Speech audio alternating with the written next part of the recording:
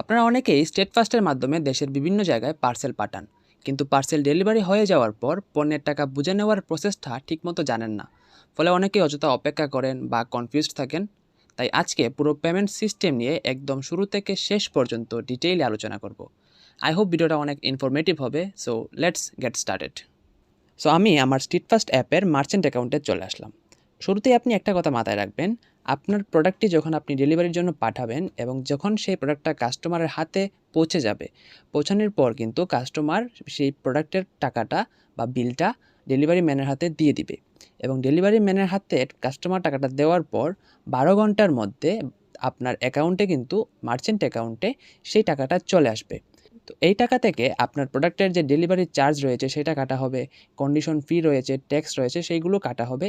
এবং কাটার পর যে অবশিষ্ট টাকাটা থাকবে সেটা হচ্ছে আপনার টাকা, সেটা আপনার মার্চেন্ট অ্যাকাউন্টে এখানে চলে আসবে। চলে আসার পর আপনি আপনার মার্চেন্ট অ্যাকাউন্টে প্রবেশ করবেন অ্যান্ড এখান থেকে চেক ব্যালেন্স নামে একটা অপশন পাবেন। চেক ব্যালেন্স অপশনে ক্লিক করলেই কিন্তু আপনার সেই টাকাটা আপনি এখানে দেখতে পারবেন। এখন আপনি যদি চান এই টাকাটা আপনার বিকাশ, নগদ কিংবা ব্যাংক অ্যাকাউন্টে নিয়ে আসতে, সেই ক্ষেত্রে আপনাকে এখানে কিছু প্রসেস ফলো করতে হবে। সো শুরুতেই আপনি নিচে দেখবেন প্রোফাইল নামে একটা অপশন আছে, এখানে ক্লিক করবেন। ক্লিক করার পর এখানে বেশ কিছু অপশন পাবেন, এখান থেকে একটু স্ক্রোল করবেন। পেমেন্ট মেথড নামে একটা অপশন পাবেন, এই অপশনে ক্লিক করবেন। এই অপশনে ক্লিক করার পর এখানে শুরুতেই দেখবেন ব্যাংক অ্যাকাউন্ট নামে একটা অপশন আছে। এখানে আপনার ব্যাংক অ্যাকাউন্টের ডিটেল দিয়ে ব্যাংক অ্যাকাউন্টটা এড করতে হবে।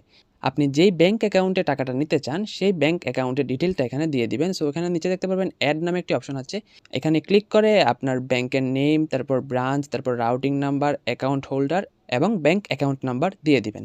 দেওয়ার পর নিচে দেখবেন সেন্ড ওটিপি নামে একটা অপশন আছে, এটাতে ক্লিক করবেন। ক্লিক করার পর আপনার স্টেট ফার্স্টের মার্চেন্ট অ্যাকাউন্টে যে মোবাইল নাম্বারটি দেওয়া সেই নাম্বার একটি কোড চলে যাবে, সেই কোডটা আপনি এখানে বসিয়ে দিবেন। কোডটা বসানোর পর কিন্তু আপনার ব্যাংক অ্যাকাউন্টটা এখানে অ্যাড হয়ে যাবে। এরপর আপনি যদি চান বিকাশ কিংবা রকেট কিংবা নগদে সেম প্রসেস ফলো করে কিন্তু আপনি এগুলো আপনার নাম্বার দিয়ে অ্যাড করে নেবেন। আপনি আপনার নাম্বার দিবেন, দেন আপনার স্ট্রিট ফাস্টের যে মার্চেন্ট অ্যাকাউন্ট নাম্বারটি রয়েছে সেখানে একটা ওটিপি যাবে, ওটিপি বসাবেন, দেন আপনার পেমেন্ট মেথড কিন্তু অ্যাড হয়ে যাবে। এবারে পেমেন্ট মেথড অ্যাড হয়ে গেলে আপনি এখান থেকে বের হয়ে আসবেন। বের হয়ে আসার পর আবারও দেখতে পারবেন নিচে হোম নামে একটা অপশন আছে, হোম অপশনে ক্লিক করবেন এবং এখানে চেক ব্যালেন্স অপশনের পাশেই দেখবেন একটা অপশন আছে ভিউ ডিটেল। আপনি জাস্ট এই অপশনে একটি ক্লিক করবেন।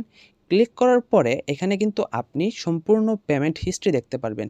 সো বর্তমানে দেখতে পাচ্ছেন আমার অ্যাকাউন্টে 0 টাকা, যেহেতু আমার কোনো ডিউ নেই সো 0 টাকা দেখাচ্ছে। এখানে কিন্তু আপনার সেই অ্যামাউন্টটা দেখাবে যে অ্যামাউন্টটা আপনি উইথড্র করতে পারবেন।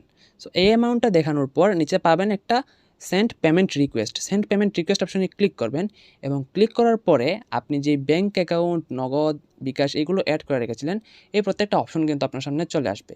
তো আপনি যেই মাধ্যমে আপনার অ্যাকাউন্টে টাকাটা নিতে চাচ্ছেন সেই অ্যাকাউন্টটা জাস্ট সিলেক্ট করে দিবেন। যদি নগদে নিতে চান সেক্ষেত্রে নগদ সিলেক্ট করবেন, যদি ব্যাংক অ্যাকাউন্টে নিতে চান সেক্ষেত্রে ব্যাংক অ্যাকাউন্ট সিলেক্ট করবেন, বিকাশে নিতে চাইলে বিকাশ সিলেক্ট করবেন এবং সিলেক্ট করার পর আপনি জাস্ট সাবমিট করে দিবেন এবং পরবর্তীতে আপনার মোবাইল নাম্বার যদি কোড চলে যায় সেই কোডটা এখানে বসিয়ে দিবেন। তারপরে কিন্তু 12 থেকে 24 ঘন্টার মধ্যেই কিংবা অনেক সময় ইনস্ট্যান্ট চলে আসে, সো সেই টাকাটা আপনার সেই অ্যাকাউন্টে চলে আসবে। এভাবেই আপনি স্ট্রিট ফাস্টের মাধ্যমে যে কোনো পণ্য পাঠানোর পর সেই পণ্যের টাকাটা নিতে হবে। অনেকেই বিষয়টা নিয়ে কনফিউজ থাকেন, যেই কারণে এই ভিডিওটা বানানো।